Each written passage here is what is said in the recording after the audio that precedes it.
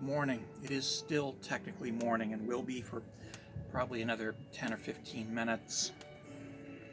I want to talk about a phenomenon known as toxic masculinity. Now, toxic masculinity is, as the name suggests, what happens when your concept of being a man becomes so twisted and so distorted that it becomes unhealthy.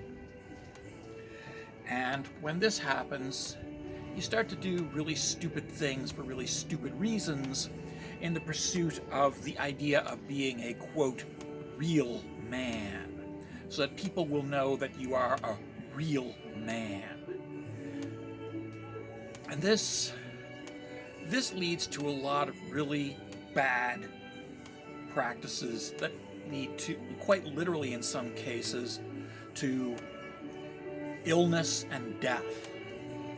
But even when it doesn't do that, it still leads to a social disconnect and a tendency towards rejecting one's own basic humanity in favor of an idea of oneself that is based largely upon characters played by John Wayne, Arnold Schwarzenegger, and Sylvester Stallone, as well as a few other actors who played action hero types.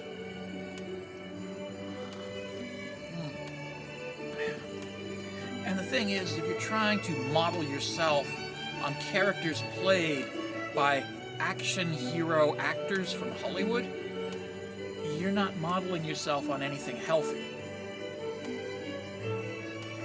Now, I like to think in terms of the two Rogers. One of them factual and the other one fictitious. Of course, Fred Rogers, Mr. Rogers' Neighborhood, and of course, Steve Rogers, Captain America, the Marvel Comics character. Both of these are examples of masculinity. Not toxic masculinity, but masculinity. And the fact that Steve Rogers, the character, is an action hero does not prevent him from having a healthy range of emotions. It does not prevent him from crying, from feeling sadness and grief and expressing this. It doesn't stop him from feeling uncomfortable when other people behave badly in an immoral or unethical manner. It doesn't stop him from questioning his own social attitudes. It doesn't stop him from thinking, wait a minute, what if I'm wrong?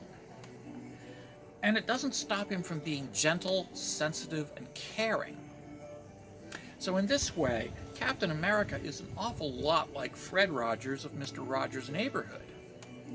He may be muscular, he may be an action hero, but he doesn't have this whole whip out the gun and shoot the bad guys mentality. He doesn't have this whole mindset of the girl is my prize for winning. Instead, Steve Rogers is a healthy male role model. Just like Fred Rogers is a healthy male role model. And this contrasts directly with some very unhealthy male role models, perhaps the worst of which is a character, Fairlane Ford, played by Andrew Dice Clay in the movie Fairlane Ford, Rock and Roll Detective, who is the epitome of toxic masculinity and, unfortunately, the source of so much of the inspiration behind so much of the misogyny of not only the men's rights movement, but also of inceldom. Don't even want to go there. Healthy masculinity is not afraid to feel.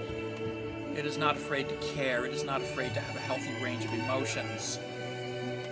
And most importantly, it is not afraid to be human.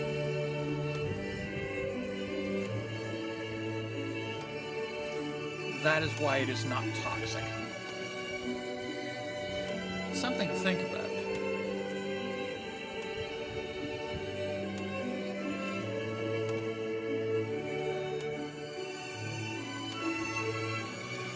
Like the music.